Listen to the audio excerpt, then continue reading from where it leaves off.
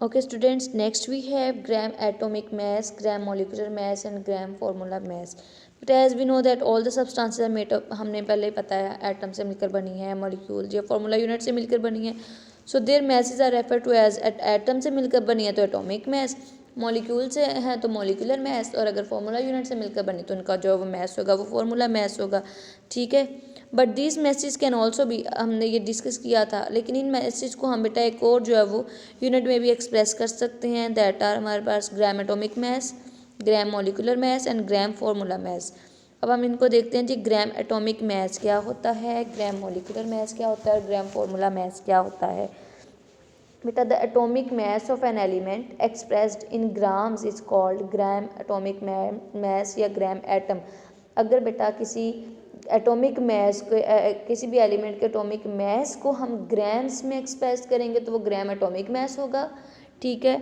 अगर किसी भी मॉलिकुलर मैस को हम ग्राम में एक्सप्रेस करेंगे, यानी हम क्या करेंगे, एटॉमिक मैस को, मॉलिकुलर मैस को और फॉर्मूला मैस को जब हम ग्राम में एक्सप्रेस करते हैं तो वो उनका ग्राम एटॉमिक, ग्राम मॉलिकुलर और ग्राम फॉर्मूला मैस वगैरह बन जाता है. ठीक है. सो एटॉमिक ग्राम एटॉमिक मैस क्या है कि अगर हमारे पास कोई एटॉमिक मैस है उसको हम ग्राम में एक्सप्रेस करें तो वो ग्राम एटॉमिक मैस या ग्राम एटम बन जाता है.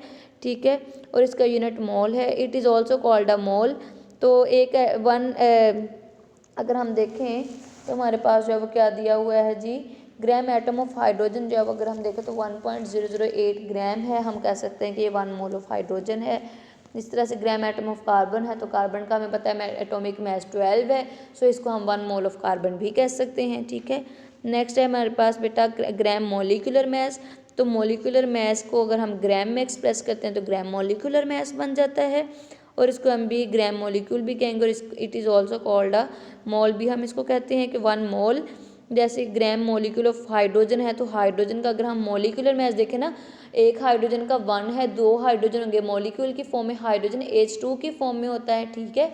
तो 2 हाइड्रोजन होंगे तो 1 + 1 2, तो ये हमारे पास 1 मोल आ जाएगा. इस तरह से एक ऑक्सीजन का 12 है तो 2 ऑक्सीजन का 24 होगा तो वो 24 ग्राम 1 मोल के इक्वल आ जाएगा. इस तरह से एक जो है वो हमारे पास, सॉरी कार्बन का, और एक ऑक्सीजन का हमारे पास जो है वो क्या है कि वो हमारे पास है जी 8, तो दूसरे का ऐसे 16, तो वो हमारे पास क्या हो जाएगा जी कि ये जो है वो हमारे पास ग्राम जो है वो 8 ग्राम जो है वो एटॉमिक मैस बन जाएगा उसका 16. ठीक है.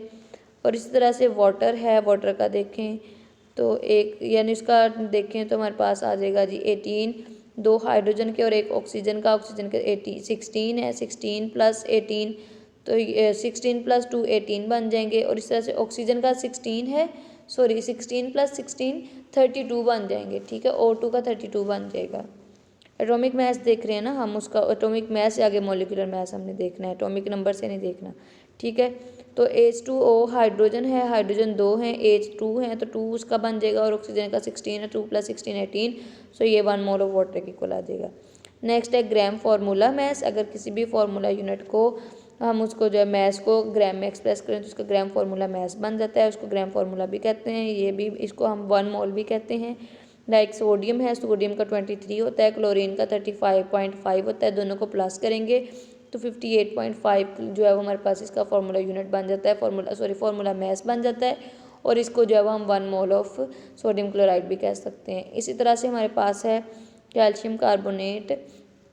कैल्शियम का, कार्बन का और ऑक्सीजन का मिक्स करके हमारे पास 100 आ जाता है, और इसको हम कहेंगे कि इसका जो ये 1 मोल ऑफ कैल्शियम कार्बोनेट के इक्वल है. सो बेटा ये this is about today. I hope you understand it well. We have discussed about the gram atomic mass, gram molecular mass and gram formula mess.